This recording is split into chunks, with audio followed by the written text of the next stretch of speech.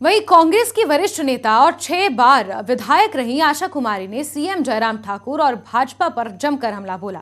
News 18 से exclusive बातचीत में आशा कुमारी ने मुख्यमंत्री जयराम ठाकुर को एक्सीडेंटल सीएम बताया। उन्होंने कहा कि अगर प्रेम कुमार धूमल चुनाव नहीं हारते तो वो सीएम नहीं बनते। इतना ही नहीं, उन्होंने कहा कि जयराम ठाकुर होर्डिंग वाले मुख्यमंत्री के नाम से जाने जाएंगे।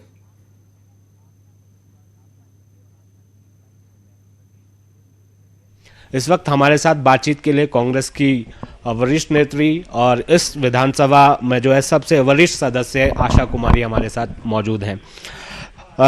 मैम, आपसे ये समझना चाहेंगे, आपको बहुत लंबा अनुभव है, चाहे इलेक्टोरल पॉलिटिक्स की बात करें, चाहे संगठन की बात करें, उसकी परिस्थितियों की बात करें। इस विधानसभा चुनाव को आप किस तरह से देख रही हैं?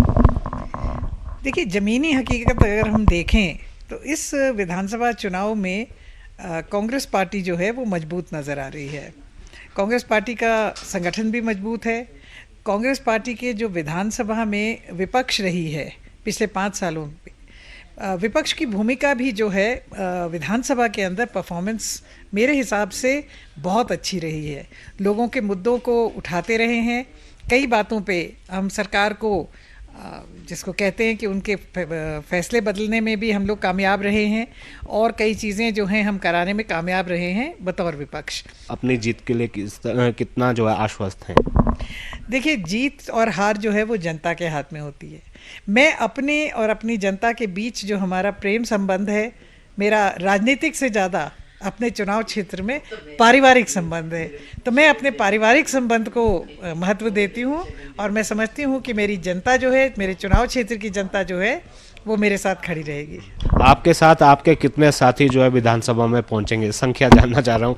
क्या कितनी उम्मीद है आपको, कितने लोग आपके जीतेंगे? 2/3 बहुमत से कांग्रेस जो है सरकार बनाएगी।